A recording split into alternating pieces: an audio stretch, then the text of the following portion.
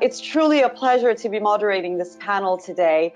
And before I invite my fellow panelists onto the stage, just wanted to open with a couple of words to remind ourselves that, you know, we're exposed to so much negative news, so much difficulty, so many challenges, especially in this year, as we've had to contend with all sorts of ecological disasters, of course, the global pandemic, but also a lot of shifts in a political landscape, of the global political landscape.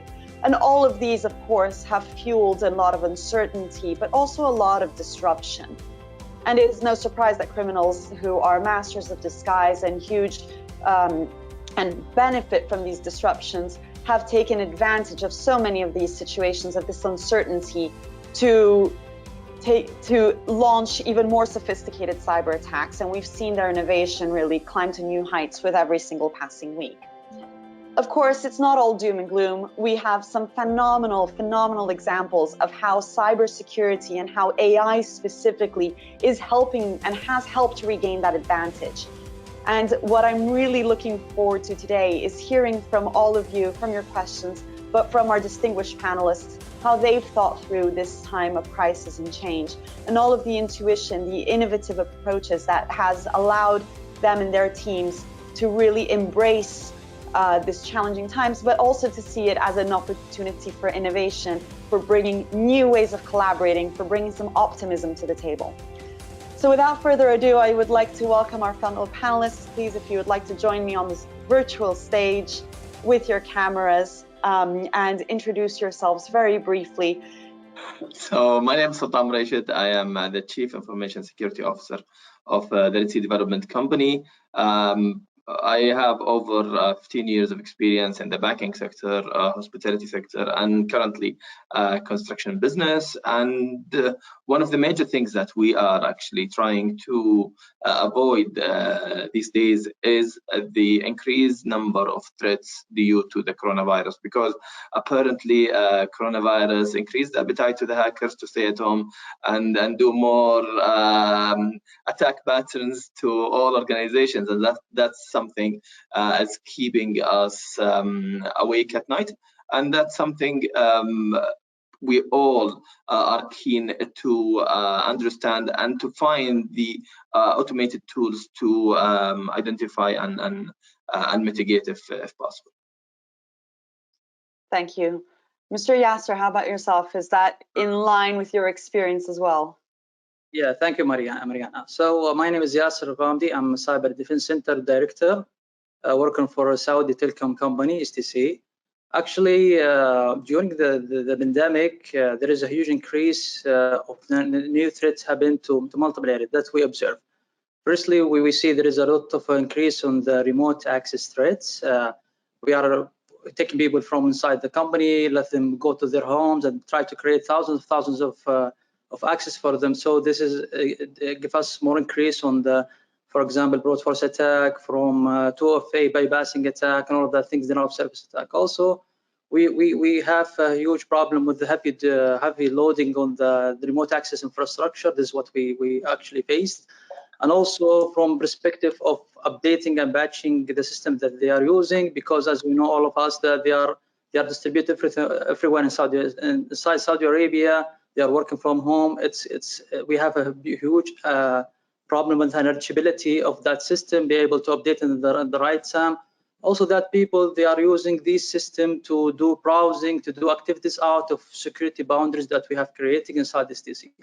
This is very critical. So they are right now, they are working without a firewall to protect their activities, without a proxy, without a lot of like APT protection that we are putting inside. So this has increased the threat on that system, and they will bring that threat back to our company as well.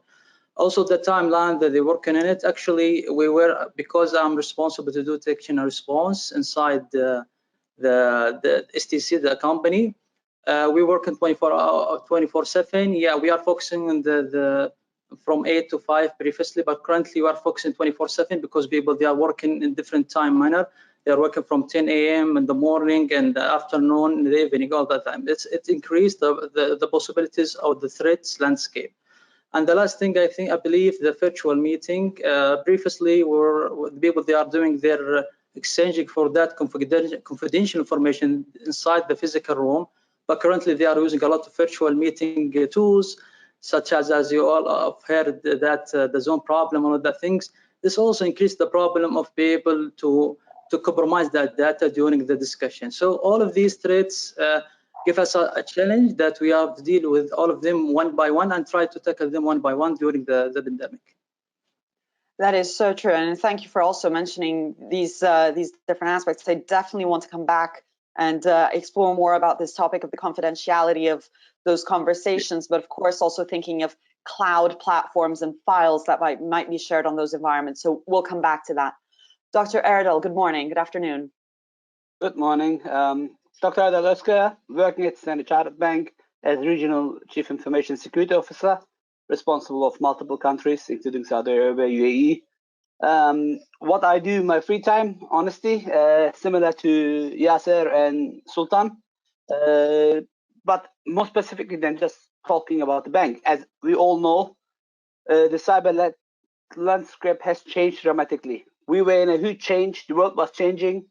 We were moving to cloud. We were using technologies such as AI, which we're going to talk a lot today about it. But all these changes has been enforced with something which we call virus. Hold on, virus? Is it the virus that we were talking for years? No, unfortunately, this time an actual virus, which changed our lives within few days. First, it was far away in Wuhan, China. Somehow it came to our region. Then we had to shut down, especially in Saudi Arabia and UAE. We're in lockdown mode to protect ourselves. This brought lots of challenges. Again, I don't want to repeat what Yasser and Sultan mentioned, but we were not the only ones. The whole globe was in this. Only organizations they were ready for, they were already towards the end, their digital transformation projects were ready for those. But for many organizations, like they didn't have any laptops, for example, or they didn't have enough VPN licenses, or they didn't have any security tools, products. They suffered a lot. But I think this is all good lesson learned for all the world, and I guess we're going to speak more about this in the upcoming minutes. So back to you, Mariana. Thank you. And in fact, it has been estimated that in the last 6 months, the digital transformation projects have been accelerated to the extent that we've actually done the work that had been previously estimated for 3 years, right? So we've done in 6 months that which was estimated would take 3 years in terms of digital transformation, cloud migration, and collaboration platforms. So certainly, yes. What about, so let's start about thinking a little bit about the extended threat and what this has meant for you and your security teams. Mr. Yasser, you had said, this elongated day, 24/7, you've increased, therefore, the number of hours in which you have workers, therefore, probably also the number of hours in which you'll have to maintain some kind of security. How have you all been able to scale with the increased demand? How are you thinking about it? Is it more people? Is it different technology? How are you thinking about enabling this, not only for the short term, but as we're looking forward, this is probably going to be the status quo for at least a year to come. How do you think of it for now, but also in order to enable that future growth? So during the pandemic, we weren't increasing the team size, but we are changing our focus. So instead of just focusing on everything, we have to give more attention to the remote access activities, where they are going, what's the thing that they are happening. So we were like creating a dashboard to see that, to measure the access from outside, to make sure that what they are accessing and what they are doing. This is from monitoring perspective. From the protection perspective, for sure, we try to revoke whatever unneeded authorization for that people, to make sure that they are just accessing what they should access. We try to do a huge change with the access control measurement and the protection, revoking the access for people that there is no need for them, reducing the authorization, as I told you about it. And also what we are thinking about, like we increase, or we're creating some dedicated use cases to look after that remote access, to make sure that everything is we have a huge visibility. We'll be able to detect any change in configuration, for example, that's happening from that side and all that things. But what we are thinking about is bigger than that. Actually, One of the main key that we would like to invest more on it is artificial intelligence and machine learning. This is something that we are planning this from now in order for us to be able to deal with any future pandemic if it's happening. So we are building that. We are enabling, for example, user analytic part, UBA. We are doing more of coming of like a self-learning. We are creating that big data analytics platform to send some data there. We are enabling this everywhere, so we'll be able to help us. So instead of increasing the team, for example, size, we rely more. It's a very journey. It's not we cannot get maturity in 3-4 months, but we start to establish that. We start to enhance that all the time. We start to inject more users, the privileged people users, to be part of the UBA, for example, user behavior analytic, and start to watch the normal activity that they are doing, and then we will be able to detect an abnormality that it's happening from their side.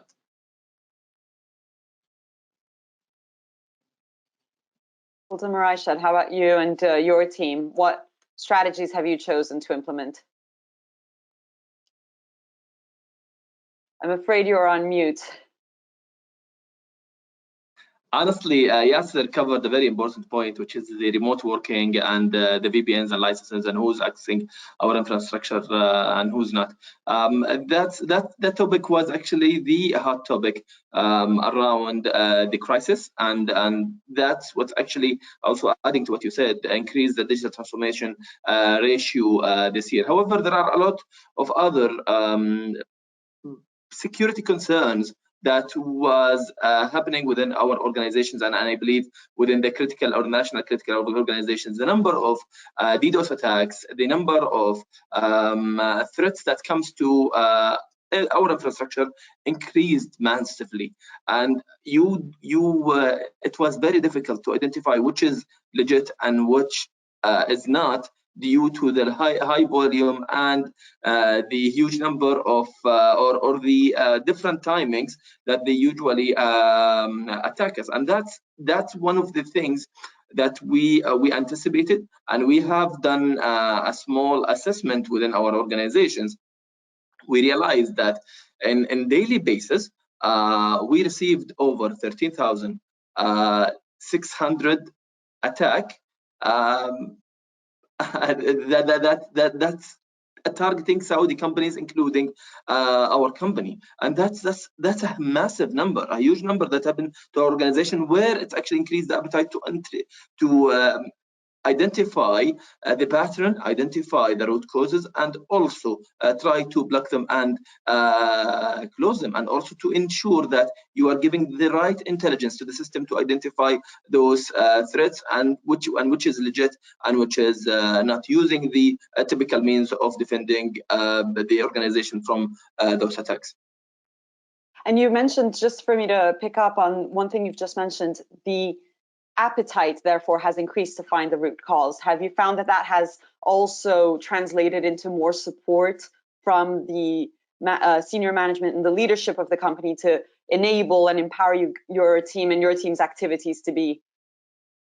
Previously, MARIANA, if you are not a tech company, if you are not a company that focuses on technology, cybersecurity will be a supporting service. Despite what's being said about it, they always treat it as a non-priority business for your organization. After the pandemic, this thing changed. The management are giving the cybersecurity department the full support, actually, to ensure that the business is running continuously without any breaches and without any compromises. And that's the thing, actually, that helped the organizations to upscale their services in a secure way, and also to ensure that their business is being enabled not only from a specific office or specific location, from everywhere, while we monitor and we maintain the legitimacy of connectivities to our infrastructure. So yes, we got the support of that. Certainly, and that's so great. And I'm sure that there are people listening today that might be facing that challenge, right, where they are maybe having not arguments, but conversations with their leadership, trying to persuade more investments. Dr. Erdal, how about you and your team? Coming from a finance, from banking, maybe this was something that was already a priority. Has that changed at all? or how have you thought about cybersecurity? Has it changed? Has the methodology of thought changed?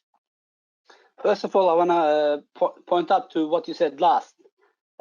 Changing the mentality. Isn't that what CISO's job is? I mean, CISO's job used to be years ago when I first started, many, when my hair still were black like yours. CISO was the tech guy, and there was no such a thing CISO. We were the security guy who was cleaning virus or doing some firewall work, setting up some ports. That was security, right? As Sultan and even Yasser mentioned.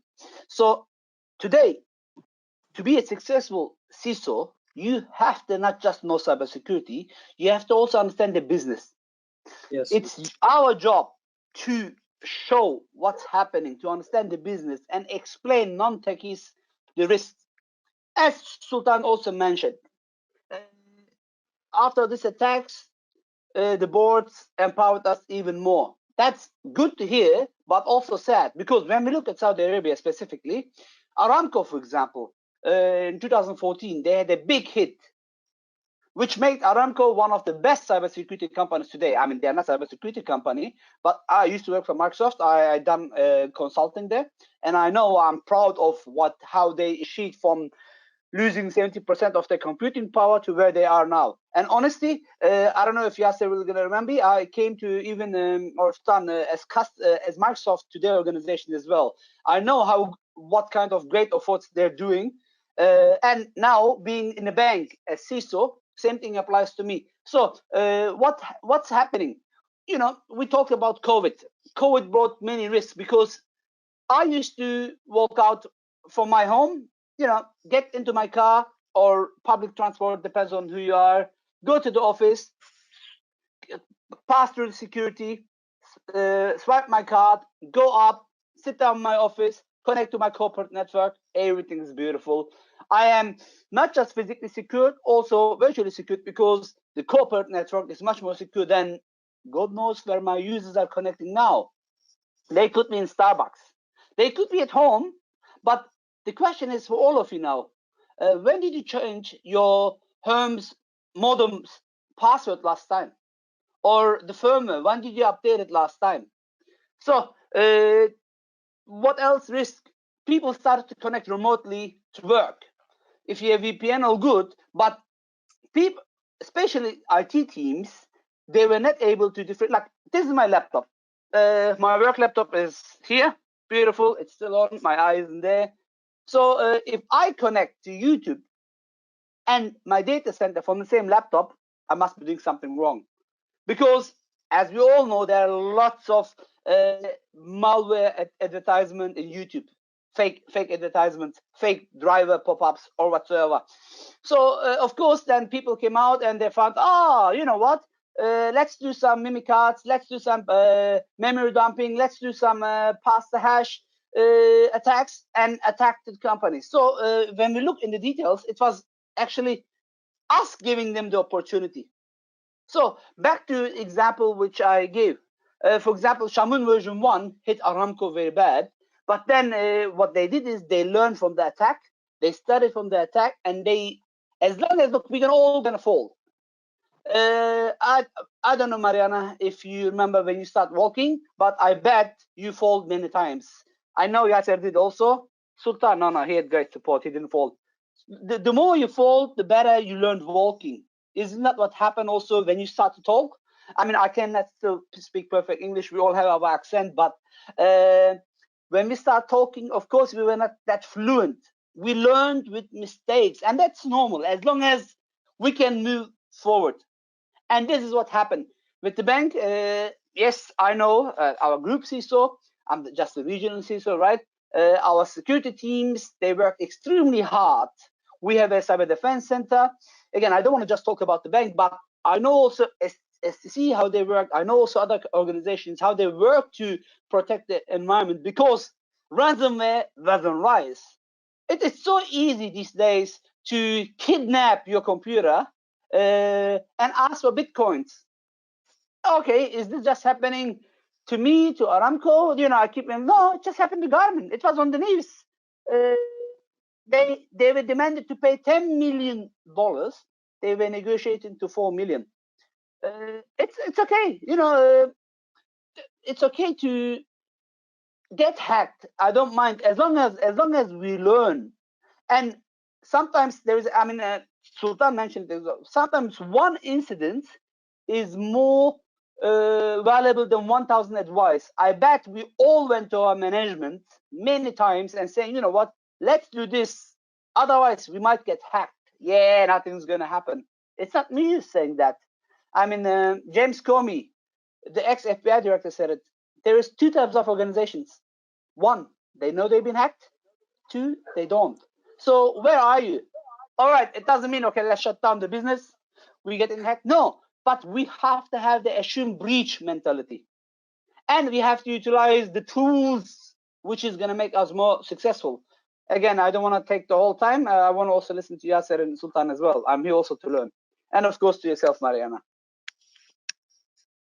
Thank you. There was a lot in that. In that though, let's try to unpack it a little bit.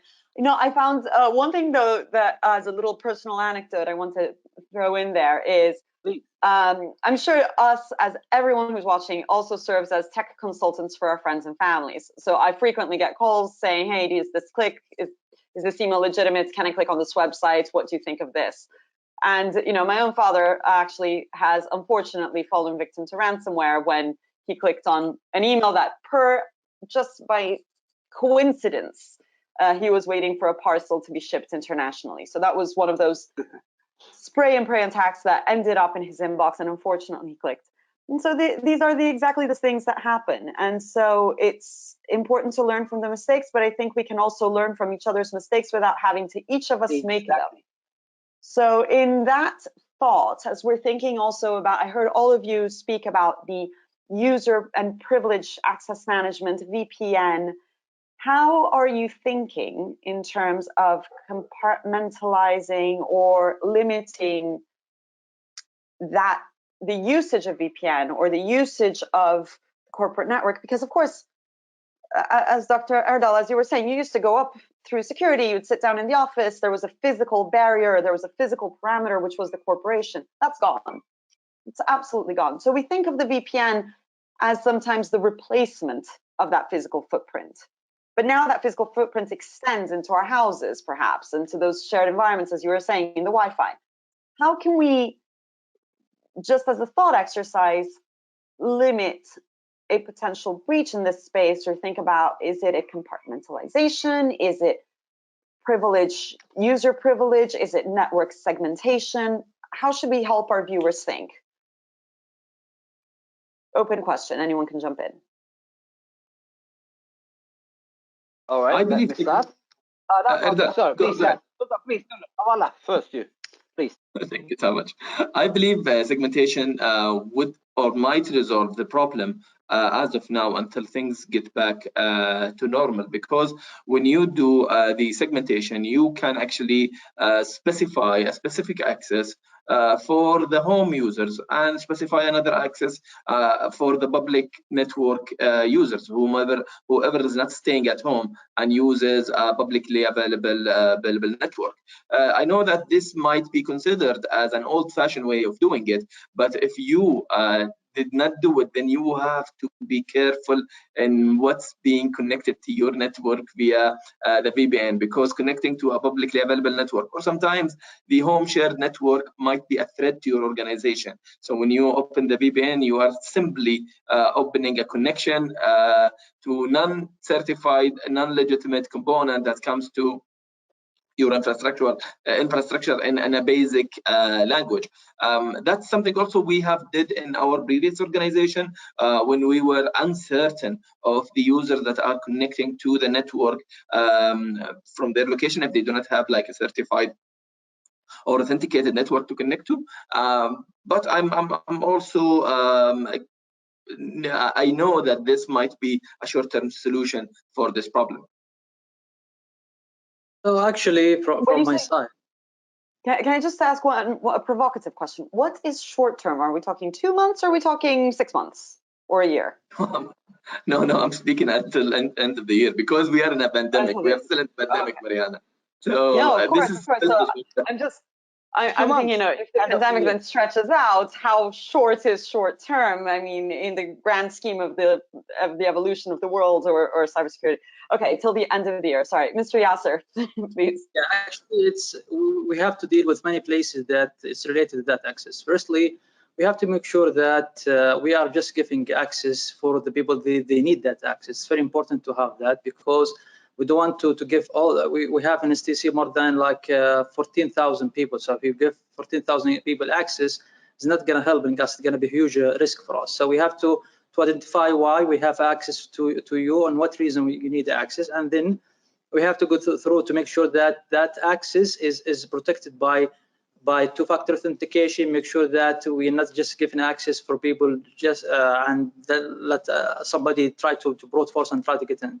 Two-factor authentication is important to have it as well, to import it, and also the segregation and the authorization is very important as well. So when I give access to somebody, I have to give access for the need only.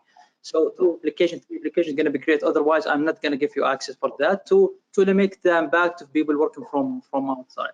We also have to make sure that his system was always patched, and we have to push whatever needed from update to make sure that his system up to date. We have to have, for example, NAC to make sure that we're not going to accept any access from outside unless we have 1, 2, 3, 4, 5 as a baseline. And then we have to watch from our side. So we have to make sure that we are covering all the malicious activities it may come from that user when he accesses inside. We have to again talk about the user analytic part, where we have to understand what's the normal way of doing things in order for us to pretend if there is anything abnormal. So a lot of things you can do through that journey, and also you have to take advantage of the data loss prevention, DLP, to make sure that guys is not taking anything from the inside and try to exfiltrate it outside. We have to take advantage from the network sensors as well. We'll be able to detect if he's trying to exfiltrate a huge data size. So when we set, for example, 10 giga as a maximum that he can take and put it outside, then we'll be able to detect if people they're trying to take data from inside and put it outside for any reason. I don't know exactly what he's raising, was it legitimate or not. So certain things we have to take advantage of our security controls. In STC, we have a complete stack of technologies. The right way is to have a right integration with these SIMs to work together in order to make this journey very protected, and we make sure that when people access from outside, from any place in the world, we'll be able to track exactly what he's doing and reduce the time. The EDR for sure, the agent may be installed in his system as well to see his activities. As Sultan says, the denial of service, for example, when it's TC with the anti-denial of service system, so make sure that this VPN is not being brute force or have a denial of service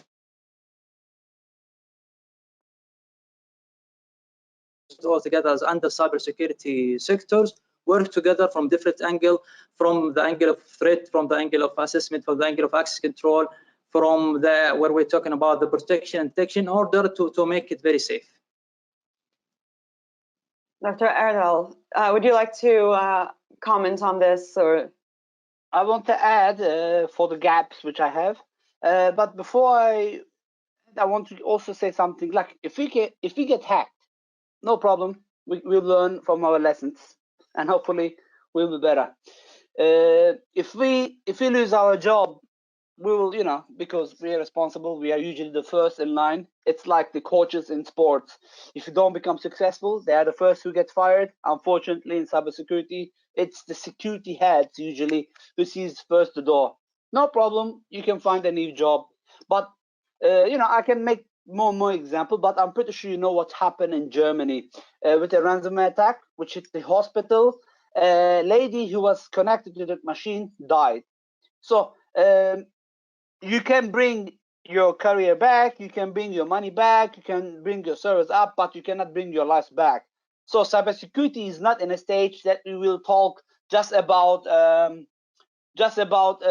you know, career or confidentiality, integrity, ability in terms of life is also now important. For that, what do we have to do? As you said, segmentation is important. Yasser mentioned tools are important. Sultan mentioned policies are important. But I want to go to step earlier. So it's like COVID. Look, COVID can be deadly. Yes, I mean, it's deadly, right? Millions did get infected. I think more than a million has died so far. Unfortunately, the people that I know that I had dinner, lunch together has also died. But how can we minimize the effect of COVID? Easy. Wear a mask, keep your social distance, use your hygiene products, which I have right behind of me. Try to, not interact too much with others. Yes, I know, like, for example, in Saudi Arabia, I know it's a culture. You have to hug each other, and that's why we have to eat together. When they give you food, you have to take it and eat it. I love this culture, especially for someone who comes from Australia. It's great, But today, yes, I respect the culture, but it's better to stay away because I want to do this. Of course, this is all, in the region, we believe in qadar, everything is written here. But putting this aside, it's our responsibility to be able to continue our lives. Same applies to cybersecurity. You don't have to wear a mask, but what you have to do is you have to think security right from the beginning. Security should be built in, not boiled in. If you think I'm going to add security later, it's too late. If you just think product oriented, unfortunately, it's too late. Because don't forget, whatever product you use, this could be your product, this could be Microsoft's, which I used in the past, which I'm still a proud employee, or whatever. Everybody has access to those products. But look, remember a few minutes ago, I said products are important, but it's like having a Ferrari. But if you have a Ferrari, let's say in a desert, it's not good. Ferrari is only good in a street where you have proper roads. For desert, you better have a Nissan Patrol, for example, which you can easily doom dive and enjoy. So using the right tool in the right place, having the right mindset, it's really important. So look, sometimes when I mention company names, they get angry, especially like, let's say an Australian company. I just mentioned, oh, why you keep mentioning this Australian company? Look, it's not about, this is public news. Unfortunately, I cannot talk about something which is not public because that put me in trouble. But especially if you learn, for like yesterday, Donald Trump, honestly, I'm against politics. I'm just good on one thing, cybersecurity. But he made a very funny, with all my respect to American people, very funny comment. He said, to get hacked, you need to have someone with very high IQ, and they have to know your 15% of your password. I'm like, really? Really? Yes, hackers are smart, but you don't have to be ultra smart. I mean, if they were ultra smart, they would probably use this genius in some other areas. Do you have to really know your password these days? Not really. Again, I'm not going to make other comments, but if you believe in every statement you hear from the leaders that you follow without using the realities, you might be misleaded. Cybersecurity is important. It's a life matter. I gave the German hospital example. Cybersecurity is important. It's like, Yasser, my dear friend, do you have a bank account? Yes, sure. Yes. I guess you have some money on it. Promise I'm not doing social engineering. Straight question. Do you have money? Yes? Yes. Do you mind tell Sultan and me and MARIANA only ask for how much money you have in the account? No, And right? Because it's confidential. It's confidential. You don't want to share it. Same applies. Let me ask Sultan. You are making fun of Yasser, my friend Yasser. Who knows it most? I don't know if you're married. Are you married, Sultan? Yes. Yes. The name is also Sultan. He's already the Sultan, But who knows you better? Your wife, your mom, your children, or your phone? My phone, definitely. Your phone. MARIANA, I can ask you a similar question as well. So it all comes to the CIA. This time I'm not talking about the American agency. Confidentiality, integrity, and availability, right? And this availability is not available of the systems anymore, available of our lives as well. Putting all this together, I hope I could answer your question. Thank you. And I love the fact that you brought up our phones because, of course, nowadays, I'm sure none of us have one of those plastic flip phones, but rather an AI-enabled phone. And this brings us very nicely. He's still using his Well, 3210, but yeah. Again, this is not, and I also don't want to give anyone watching today an idea of how to social engineer us or hack our mobile phones or our bank accounts. So please refrain from taking any such inspiration. But as we're talking about AI, as we're talking about, you were saying it's not about the product. That's absolutely right. It's not about the product. It's not about the technology vendor, and we will also refrain from making any comparisons or names. But it is about the capabilities. It is about the capabilities and what those capabilities empower you and your teams to do. So just by way of keeping an eye on the time also, just to our audience, please remember that I am saving some time at the end to pose your questions. So please be sure to submit them in the chat box and in the question box. But right, let's very quickly think about AI and what does that mean in the context of cybersecurity. We've spoken a lot about permissions. We've spoken a lot about the basics of rules and network hygiene and so on. Of course, these have already been in place for some time, and attackers are finding new and creative ways to bypass these. So all of the care and the access privileges and controls are needed, especially as we have changed the way in we work overnight to allow the workforce to be remote. But what does AI mean to you in a security setting? Dr. Erdal, let's start with you and very quickly go around the room or the virtual room as we think about this. How is AI a cybersecurity enabler? Of course. I want to start with history first. Like when you say the word AI, people are like, oh my God, it's going to take my job away. Oh my God, like AI is not new at all, as you know. It was defined first in all the way 1956. It's the ability of computers to perform tasks that were characteristic for human intelligence. And, it works together with ML, machine learning, when it comes to cybersecurity. I think Sultan said it, right? The teams work now 24/7. We build a SOC. I have a great SOC analyst who had, unfortunately, a fight with his partner or her partner, that day, in top of the fight, she or he hit the car. That person was at fault. Now that person's at work. Unfortunately, they are under cyber attack. There is lots of stress. She was personally stressed as well, or he was personally stressed as well. Now, who will, there is one little difference between attacker and a defender. Attacker, as defender, we have to, like, for example, myself, regional CISO, God knows how many countries, God knows how many computers, applications, blah, blah, blah, blah. I don't want to talk about numbers, okay?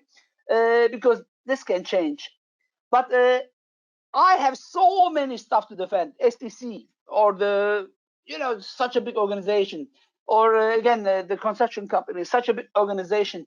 So I have to defend thousands of applications, thousands of people, thousands of protocols, where the hacker has to find only one way to be successful in the attack. But on the other hand side, if I have the right tool, if I can detect one part of the attack, I can stop the rest of the attacks. So back to that person who is sitting in SOC, who had a bad day, who is sleepy or she's sleepy, please. How is that person going to detect that one little part in that stressful day? This is where we're going to utilize AI. AI can detect something that a human might miss. AI has the ability, like, let's say Sultan's PC get ransomware attack, all right, via an email, like your father, all right, Mariana, your father did get the same attack. So let's assume this is an organization. So how many other people receive the same email? How can you know about that? Your Exchange server is going to say that, or your Google G Suite? No. But having a proper AI tool will tell you exactly how many inboxes how many inboxes that email is sitting, and how is this being transferred over. So utilizing the tool, tracing. I mean, I like the name of our sponsor. Being able to trace in a dark way. And sometimes it's good to be able to trace in the dark. Honestly, I'm not getting paid by Dark Trace, but being able to trace in dark will make the light, will enlighten me, right? Again, I'm gonna leave some words to Yasser and Sultan, and I want to say the final word at the end, if you don't mind. Can I have 30 seconds at the end, depending on what they're gonna say? I hope this answered the question. Thank you. And yes, we will. Dark race. After this good introduction, I think I'm gonna get a free coffee from you. Definitely 30 seconds at the end. Sultan, Yasser, who would like to follow on? How about yourselves? What's your philosophy on AI? How are you thinking about that? Yasser, do you want to start?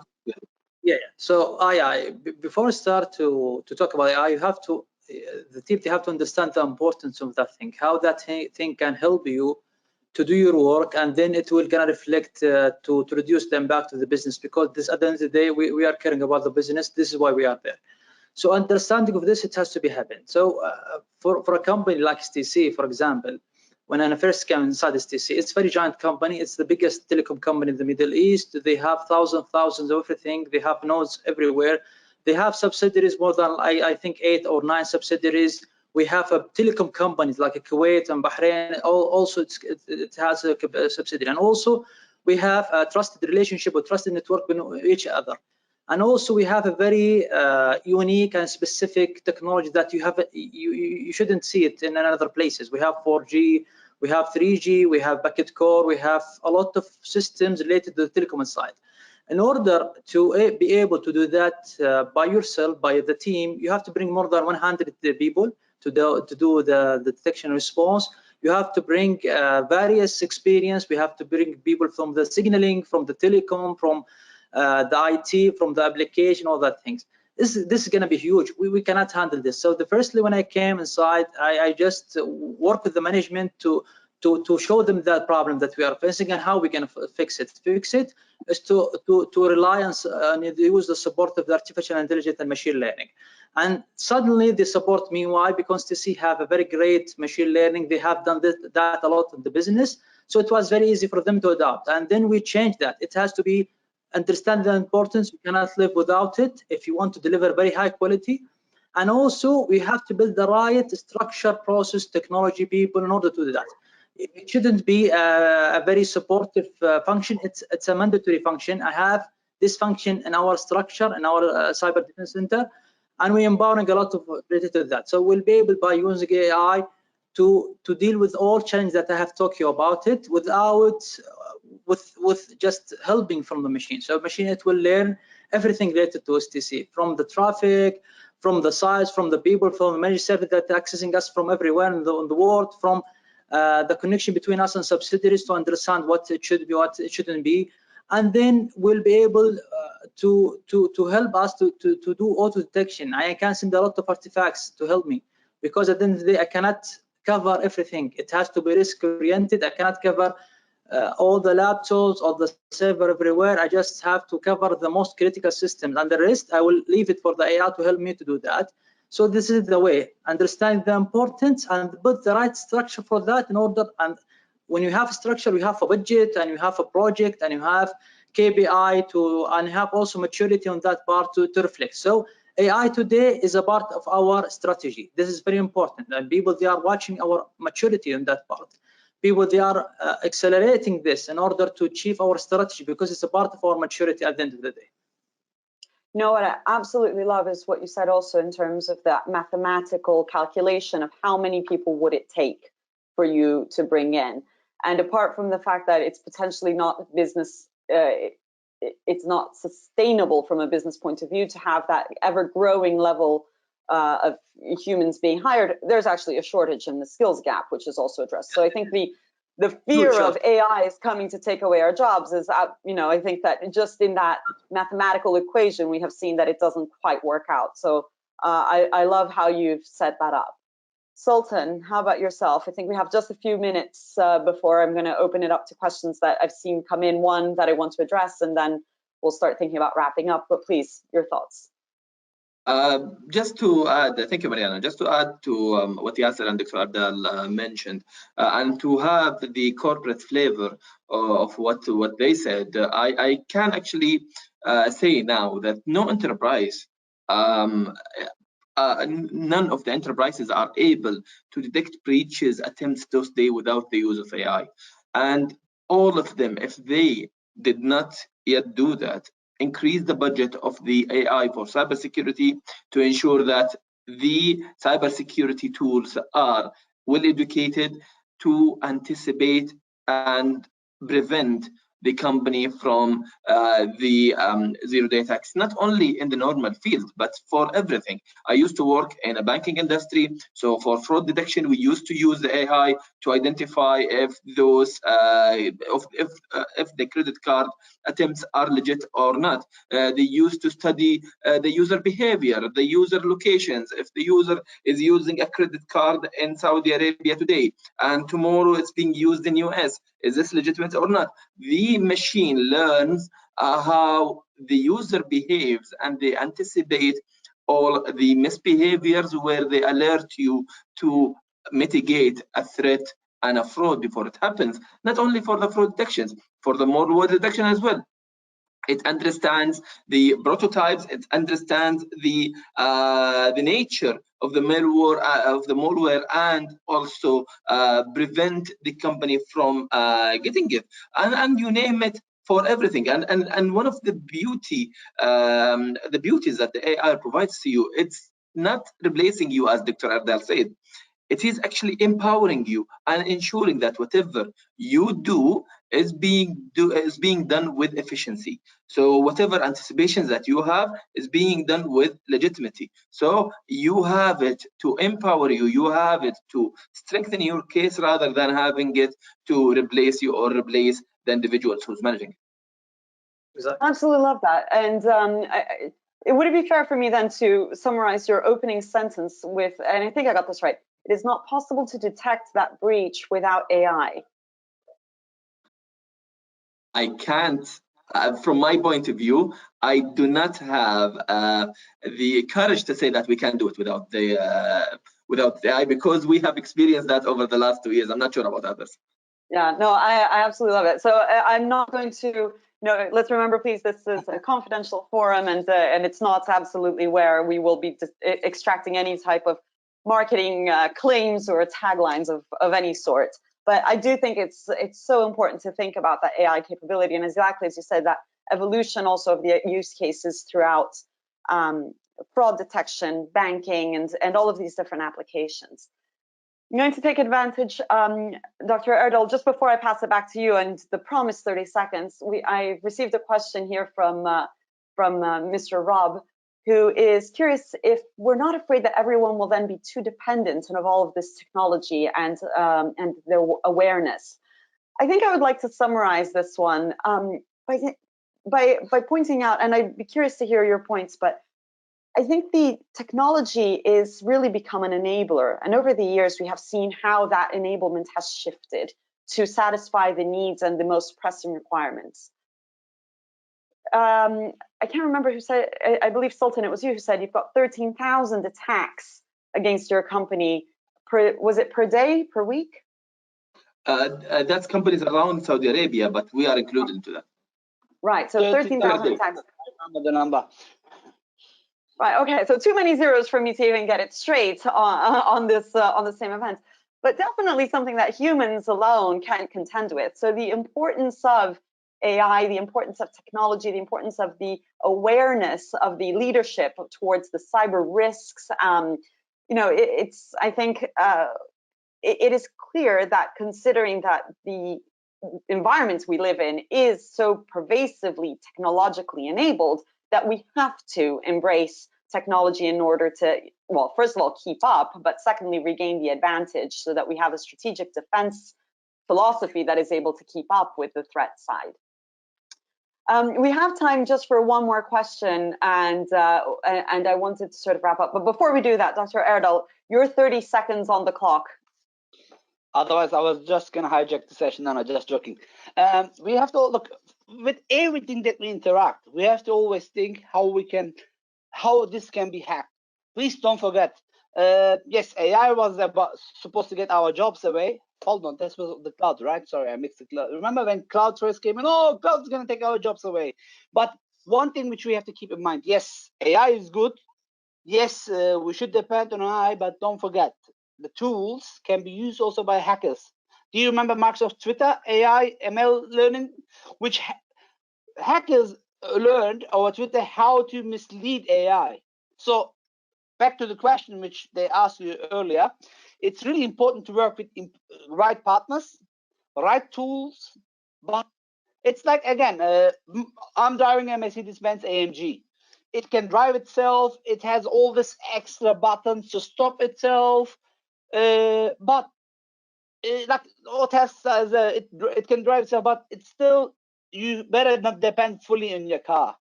You know what I mean? You will manage it. You should take control. Let's don't be like Skynet in the movies. Remember, oh, Terminator is coming. The machine is gonna kill us. No, no, no, no. As long as, be like the ransomware guys, as long as we have the master key and we know how to use the tool, I think we will be always moving forward. I hope this answers both of your questions. It does, and also I appreciate our audience member Rob has also clarified the question if it's too much dependency for when and if it fails, and I think that's actually a very good point that you've just addressed actually preemptively, which is the human stays in control no matter what of the AI or the technology. It's still important that our human defenders are staying in control, that we are ultimately enabling using the technology to get to a faster understanding of the circumstances, a faster understanding of the situation, but ultimately that is not something that a human will be replaced in, as we're making those judgment calls also with regards to where to prioritize the business activities. And I think that this is something that I've heard consistently throughout the day today, is the importance of prioritizing the risks, prioritizing to protect from the risks, from where the crown jewels are, no pun intended, as we were also recently dealing with all sorts of different implementations, and we're thinking about cyber, physical, also critical national infrastructure. Dr. Erdal, you were mentioning some of the previous attacks that have been referenced in the past history. Of course, as we are more and more relying on public systems to be automated, to do traffic control or sewage systems, all of those critical things that we rely on, those are getting automated. We're using sensors to think how to best augment the investments that we've done. Of course, hackers are also looking at that, thinking how can I cause disruption and havoc. Of course, it is encouraging to see that our systems, our banks, our telecoms, and our construction companies are being defended by individuals such as yourselves with forward thoughts and thinking of investments and thinking, at the forefront of technology and what that means. I would like to thank each and every one of you, the participants, for joining us today, but a special thank you to the panelists for joining me today on this at this event, thinking of how cyber AI can protect the global dynamic workforce.